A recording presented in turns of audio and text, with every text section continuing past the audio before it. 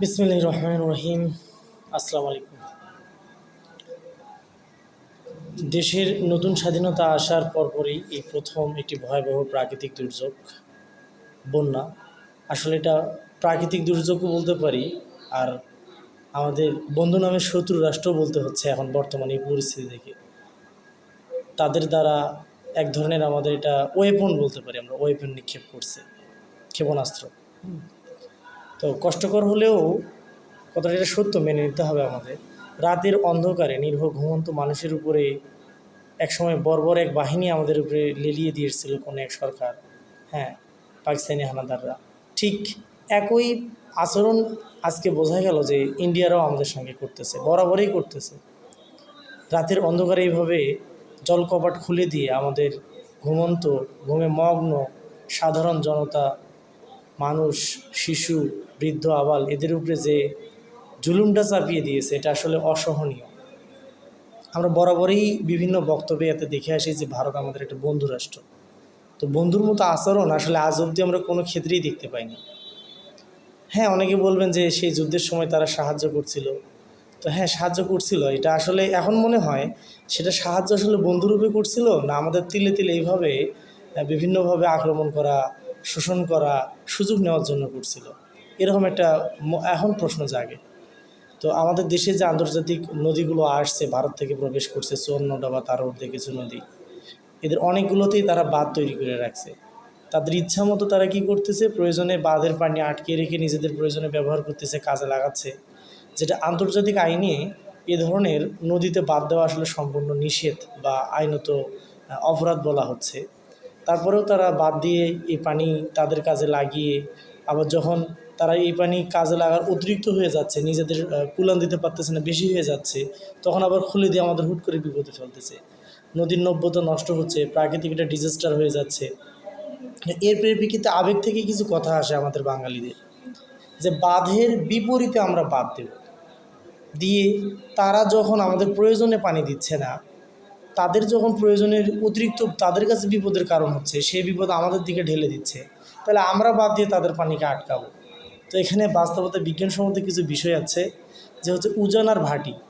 তারা আমাদের উজানে, আমরা আছি ভাটিতে। যদি তাদের বিপরীতে বাদ দিতে চাই, এটা একটা ভয়ানক চিন্তাধারা হয়ে যাচ্ছে। কেমন সেটা?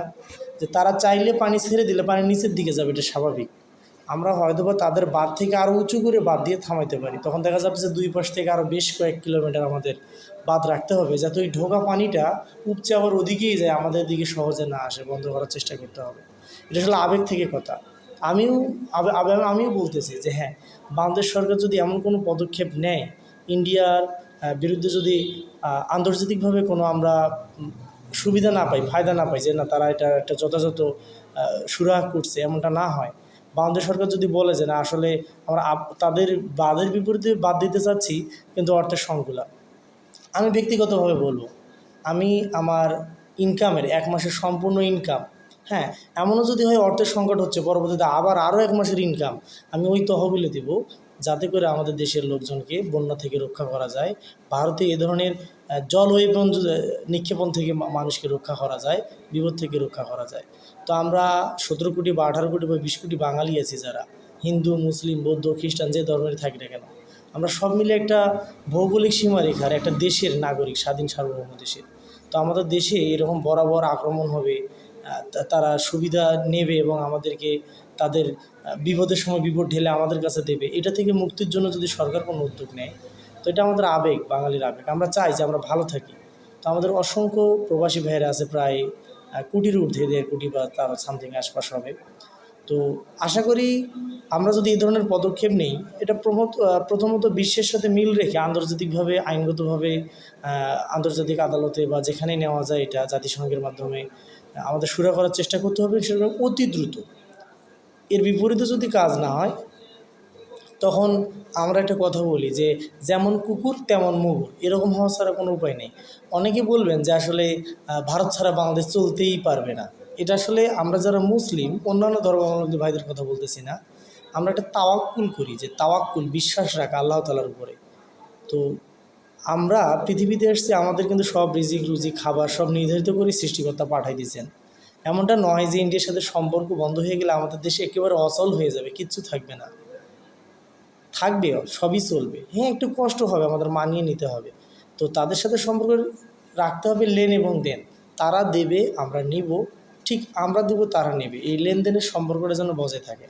শুধু তারা তাদের প্রয়োজনটা মেটাবে, আমাদের দিকে দেখব না, এমনটা আসলে এই ধরনের কোনো বন্ধুত্ব হয় না, হতে পারে না। আর বরাবরই যদি মনে করি, আসলে অনেকে আমাদের দেশটাকে মাঝে মাঝে আমাদের মনে হয় যে ভারতরা স্বাধীন সার্বভৌম দেশগুলোকে স্বীকৃতি আসলে বাস্তবতায় দেয়নি। হ্যাঁ, তারা হয়তো আমাদের স্বাধীনতাটাকে মেনে নিতে পারে না। ভারতীয় অনেক জনগণ বাংলাদেশের পক্ষে লাগে যে হ্যাঁ, বাংলাদেশ একটা স্বাধীন দেশ, তাদেরও ভালো থাকার অধিকার আছে। আবার অনেক, আমরা এই যে মুসলিমদের জঙ্গি বলে বলে যে নাটক করলাম, হ্যাঁ আসলে নাটক না, এটা কি।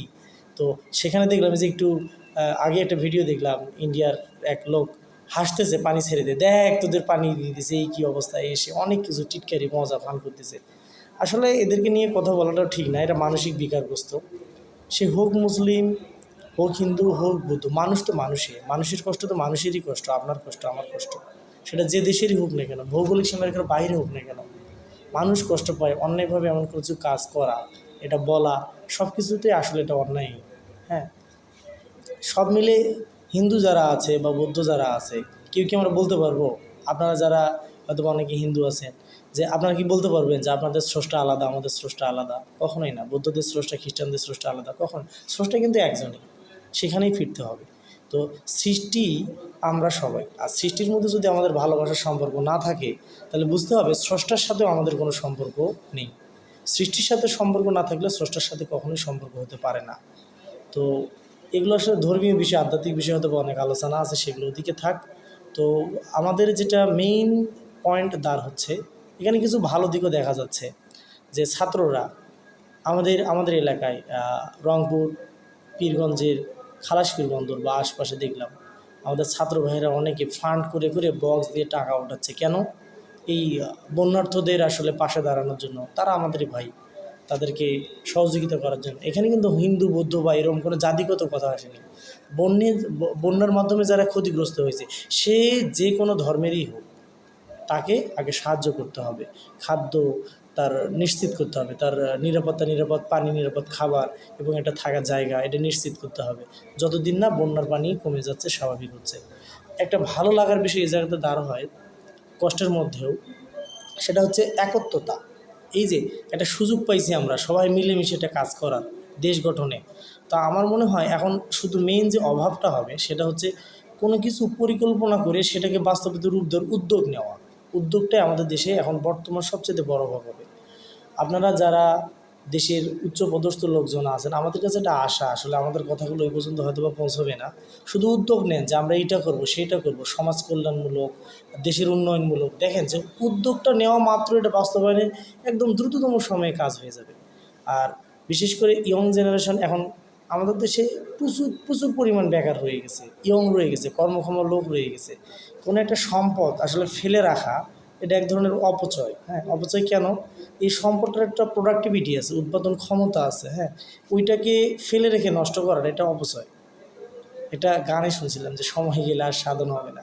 তো আমরা ইয়ংরা যারা আছি দেশে, এদেরকে কাজে লাগানোর ব্যবস্থা করেন বিভিন্ন জায়গায়, এদেরকে সুযোগ দেন। হ্যাঁ, যে কোনোভাবে সুযোগ দেন, এরা অনেক কিছু করতে পারবে।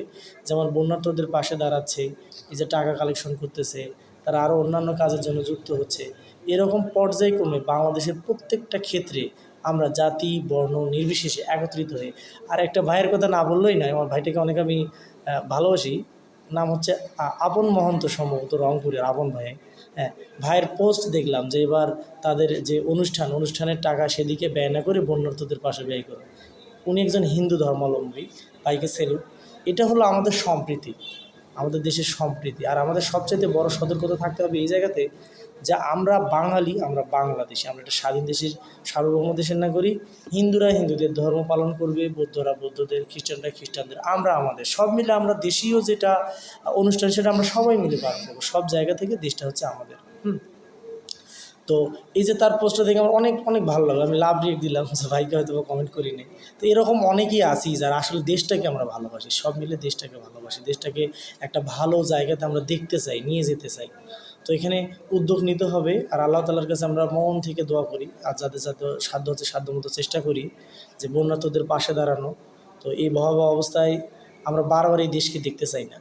আমরা এই যে সংগ্রাম করলাম বা যুদ্ধ করলাম, যারা করলাম, অনেক ভাই আহত, নিহত, মৃত, চোখে মানে জল চলে আসে, কান্না চলে আসে যে এইভাবে কতদিন আমরা প্রাণ দেব। ৭১-এ অনেক সরকারের আমলে হয়তো বা অজান্তেই অনেক প্রাণ ঝরে গেছে। তো এই যে আমরা আন্দোলনের সামনে এসে প্রাণ দিলাম, এভাবে কি প্রাণ দিতেই থাকবো? বাঙালি কি খালি প্রাণ দেওয়ার ইতিহাসে রয়ে যাবে যে তোমরা শুধু প্রাণ দিয়ে যাবো, তোমাদের প্রাণ উৎসর্গই হবে সারা জীবন? এমনটা হতে পারে না। এই সিস্টেমের পরিবর্তন আনতে হবে। এই যে ২৪-এ এসে এতগুলো তাজা প্রাণ ঝরে গেল, আবু সাইদ ভাই আমার পাশের গ্রামে, হ্যাঁ, তো ইনি চলে গেল একজন মেধাবী। এই যে মুগ্ধ, হ্যাঁ, মুগ্ধ, তো মুগ্ধ চলে গেল। এরকম আসলে নাম না জানা অনেকেই চলে গেছে, যে অর্ধ শতাব্দীর এর ঊর্ধ্বে তো অলরেডি ইন্ডিকেট হয়েছে, অনেকে তো নিখোঁজ আছে, অনেকে অসুস্থ, চোখ হারাইছেন, পা হারাইছেন। তো এইভাবে আমরা কতকাল আমাদের দেশের সরকার, আমাদের দেশের সৈন্যের বিরুদ্ধে এইভাবে অস্ত্রের সামনে দাঁড়াতে হবে? আর কতকাল? এই সিস্টেমটা আমরা চাই না। নোংরা রাজনীতির আবার কিছু নমুনা দেখা যাচ্ছে দেশে। আমি অলরেডি কানে আসছে, আমি শুনতে পারছি যে অনেকে চাঁদা মাদা এসে অন্যান্য দলীয় লোক পতন হয়েছে, আর একদল ভাবে আসতেছে। এই দলাদলি আমরা চাই না, এটা আমাদের কোনো প্রয়োজন নেই। আসলে এই রাজনৈতিক চিন্তাধারা এই মস্তিষ্ক রেখে লাভ নাই। এই রাজনৈতিক চিন্তাধারা দিয়ে এরা কী করবে? এই দলাদলি এসে এগুলোর পরিবর্তন আসা দরকার। আমাদের এমন একটা সুষ্ঠু পরিবেশ আসা দরকার। এখানে আসলে একটা বিষয় উল্লেখ করতে হয় যে আমাদের যেখানে কোনো লোভ থাকে, লালসা থাকে, পাওনা থাকে, মানুষের দিকে কিন্তু ছোটে, হ্যাঁ, পাওয়ার ইচ্ছা থাকে। তো এই রাজনীতিক ফায়দা লটের অপশনটা, সিস্টেমটা আমাদের দেশ থেকে চিরতরে বন্ধ করতে হবে। দলীয়ভাবে পদ পদবি, হ্যাঁ, একটা নিয়ে সেটা থেকে ফায়দা লোটে যেটা, এটা আমাদের সিস্টেমটা বন্ধ করতে হবে। তো এই সিস্টেমটা যদি বন্ধ না হয়, তাহলে এই দলে অবস্থান নেওয়ার সিস্টেমটা বন্ধ হবে না, লোভ লালসা বন্ধ হবে না, মিটিং মিছিল মারামারি। তবে কি রাজনীতি বাদ যাবে দেশ থেকে? তবে আমি ব্যক্তিগতভাবে বলি যে আমি অবশ্যই ইসলামিক শাসন পছন্দ করব। এখন আপনি যদি মনে করেন যে ভাই ইসলাম প্রতিষ্ঠা করতে আসছেন, আসলে ঘটনাটা এটা খেয়াল করেন, বাংলাদেশের দুর্নীতিগ্রস্ত ব্যক্তিদের মধ্যে যারা ইসলামিক দলের লোক বা ইসলামিক মানসিকতার লোক, শুধু ওই যে টুপি আর দাড়ি রাখলেই আসলে ইসলামিক হয় না। ইসলামের বিষয়টা একটু অন্যরকম। মুসলিম ব্যক্তি সে, যার দ্বারা একটি পয়সা দুর্নীতি হবে না, একটি পয়সা ঘুষ হবে না, যেখানে কোনো প্রকার বাজেটের টাকা, বাড়তি টাকা সে নিজে খাবে না, চুরি বা অরিজিনাল বা একুরেট যেটা ১ নম্বর যে জিনিস, যেমন ধরে নেন কোনো একটা রাস্তার বাজেট ১ নম্বর ইট দিয়ে করার কথা, এখানে ২ বা ৩ মেশাবে না, সে হবে মুসলিম। তাছাড়া সে কখনোই মুসলিম হতে পারে না। মুসলিম হওয়ার শর্তই হচ্ছে তার তাকওয়া ঠিক থাকতে হবে। আর তাকওয়াবান ব্যক্তির অনেকগুলো বৈশিষ্ট্য, যেখানে দুর্নীতি জিরো টলারেন্স না, জিরোর জিরো জিরো টলারেন্স। এখানে দুর্নীতি বলে কোনো শব্দই থাকতে পারে না। কঠোর, এরকম জিনিসগুলোতে একদম কঠোর। তো আমরা চাচ্ছি যে ওইটাই প্রতিষ্ঠিত হোক। কী কারণে? এখানে দুর্নীতি জিরো হবে, কোনো বৈষম্য থাকবে না। আমরা জানি অনেকে, যারা আমাদের মুসলিম ধর্ম সবাই জানে, হয়তো বা হিন্দুদের মধ্যে অনেকেই জানে যে ওমর রাদিয়াল্লাহু তাআলা তার একটা শাসনামলের গল্প জানি, যে কোনো ঘরে খাবারের কারণে কান্না করতেছে, উনি নিজের পিঠে করে বস্তায় করে খাবার পৌঁছায় দিয়েছিলেন। তো আমরা চাচ্ছি এরকম সৈনিক হবে, এরকম একজন আমাদের শাসক হবে, যে শাসক সিটে বসে তার দলকে নিয়ে ভাববে না, তার দেশকে নিয়ে ভাববে। বিগত সালের কোনো সরকার দেশকে নিয়ে ভাবছে, তাদের চিন্তাধারার মধ্যে এরকম ভাবনা হয়তো বা 20%ও ছিল না, তাহলে আমাদের দেশটা এই জায়গায় থাকতো না। দেশকে নিয়ে ভাববে, দেশের মানুষকে নিয়ে ভাববে। প্রত্যেকটা মানুষের কী অবস্থা সেই পর্যন্ত তার একটা দূরদর্শিতা থাকবে, খোঁজ থাকবে। মানুষের উন্নয়ন, নিজের উন্নয়ন না, দলের উন্নয়ন না, দেশের উন্নয়ন, দেশের মানুষের উন্নয়ন, সুখ শান্তি কাম্য করবে। এরকম একটা সরকার আমাদের প্রয়োজন। এই রাজনৈতিক দলাদলি, চিন্তাধারা, চায় আড্ডার দোকান, এগুলো দিয়ে আমাদের কোনো দেশের উপকার হবে না। এরকম চলেই থাকবে। নোংরামির পরিবর্তন আনা দরকার, সিস্টেমের পরিবর্তন আনা দরকার। তো এগুলো পরিবর্তন আসলে হবে না। যাক, মাশাআল্লাহ, আমি পছন্দ করি শায়েখ আহমদুল্লাহ ওনার আচ্ছন্ন ফাউন্ডেশন থেকে যেভাবে কাজ করতেছে, ছাত্ররা কাজ করতেছে, আরও অনেকেই কাজ করতেছে বন্যার্তদের পাশে। তো এই দুর্ভোগটা, যেমন এই যে আমরা কতদিন প্রাণ দেবো, একটু আগে বললাম যে আমরা কি বাঙালি প্রাণ উৎসর্গ করেই যাব? এভাবে আমরা কতদিন বন্যায় ভাসবো? আমরা কি সারা জীবন বন্যায় ভেসেই যাব? ভারত ইচ্ছা মতো যখন খুশি ভাসাইবে। অনেকে আবার বলবে যে নৌকা মার্কারে তাড়াইছেন, নেন, এখন নৌকা ছাড়া উপায় নাই, জল দিলাম, জলে নৌকায় ভাসেন। আসলে এটা কেমন? এটা আসলে মানে কি একটা অবস্থা, বলা যায় না। তো এভাবে আমরা বারবার ভাসতে চাই না, আমাদের দেশের মানুষকে ভাসতে দেখতে চাই না।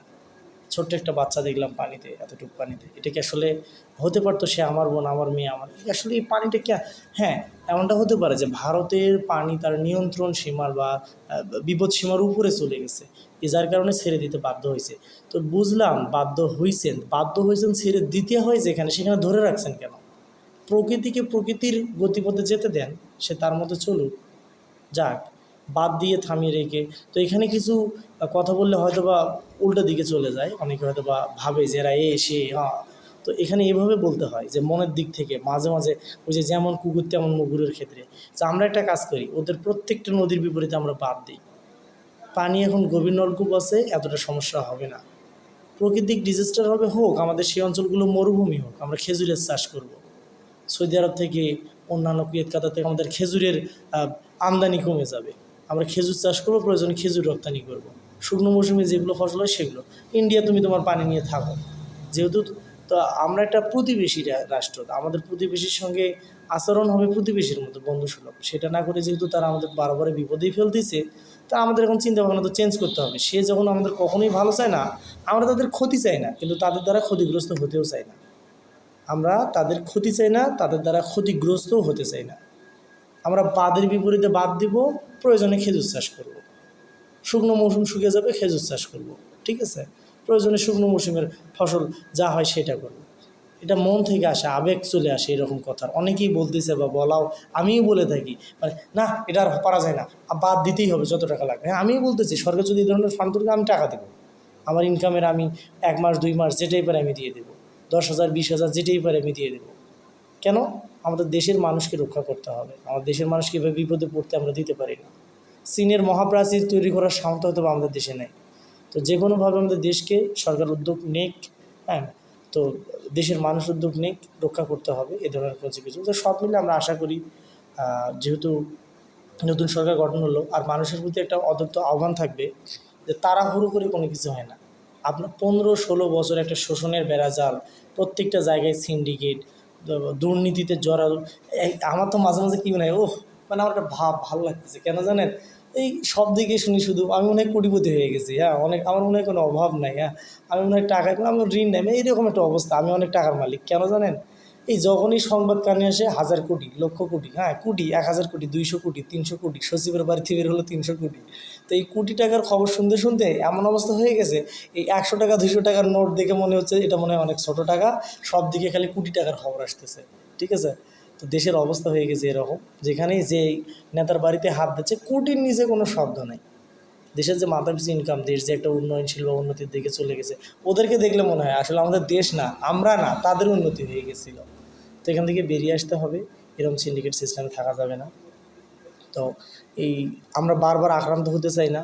তো আমাদের পরিবর্তন আসা দরকার, আর সরকারকে এমন কিছু পদক্ষেপ নেওয়া দরকার, এই ধীরে ধীরে ধীরে ধীরে যেন এগুলো সব পরিবর্তন আসে। আর যে মানুষগুলো উদ্ধত আছে যে এখন কি হলো, সরকার এই করতেছে সেই করতেছে, সময় লাগবে, ধৈর্য ধরেন। আর অনেকে বিভিন্ন দাবি দেওয়া নিয়ে আন্দোলন করতেছে। আমার মনে হয় আমি মাঝে মাঝে হতভম্ব হয়ে যাই যে সুযোগ, মানুষের বিপদের সুযোগ নেয় না, মরার উপর খরার ঘা এরকম বলা হয়। যে এই আন্দোলনে আমরাও আন্দোলন করি, আমাদের এই টাইমে হকটা আদায় করে নিই। মানুষ লোভী হয়ে গেছে, মানুষ শুধু নিজের কথা ভাবে, দেশের কথা, দশের কথা, প্রতিবেশীর কথা এগুলো ভাবা বন্ধ করছে। এই ফেসবুকে গুজব চলতেছে প্রচণ্ড পরিমাণের, ইউটিউবে গুজব চলতেছে, এগুলো থামিয়ে আনতে হবে, নিয়ন্ত্রণে আনতে হবে। প্রত্যেকটা মানুষকে ভালো কাজে আদেশ করতে হবে, ইন্সপায়ার করতে হবে, ভালো ভালো পোস্ট দেই, এগুলোতে আসুক। আমরা জাতিগতভাবে সংগঠিত হই, একত্রিত হই, উন্নয়নমূলক কাজে হাত বাড়াই, পা বাড়াই, হ্যাঁ, এদিকে আমরা যাই, হ্যাঁ, এটা আমাদের করা দরকার। সর্বোপরি আশা করি পরবর্তীতে আমাদের নতুন বাংলাদেশ এগুলো থেকে অবশ্যই মুক্ত পাবে।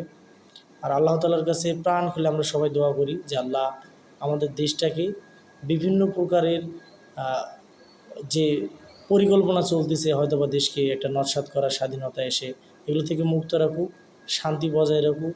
আমাদের দেশের সীমারেখার প্রত্যেকটা মানুষকে জাতি ধর্ম নির্বিশেষে একদম সুখে শান্তিতে সৌহার্দ্যপূর্ণভাবে থাকার জন্য বিশেষ আল্লাহ রহমত নাজিল করুক। এবং আমরা নিজেরাও ব্যক্তিগতভাবে চেষ্টা করব আমাদের দেশটাকে ভালো রাখার, পাশের বাড়ির লোকদের ভালো রাখার এবং নিজেরাও থাকার। হ্যাঁ, আমরা আসলে একাই কখনোই ভালো থাকতে পারবো না। পাশের বাড়ির লোকের মাথা ফাটা দিবেন, রাতে শান্তিতে ঘুমাইতে পারবেন না, কারণ আপনারও ভয় থাকবে। তো আমরা মিলেমিশেই থাকতে চাই। আল্লাহ কবুল করুক, আমাদের দেশটাকে ভালো রাখুক, এবং আমরা নিজ নিজ স্থান থেকে চেষ্টা করব, ইনশাআল্লাহ। আমিন।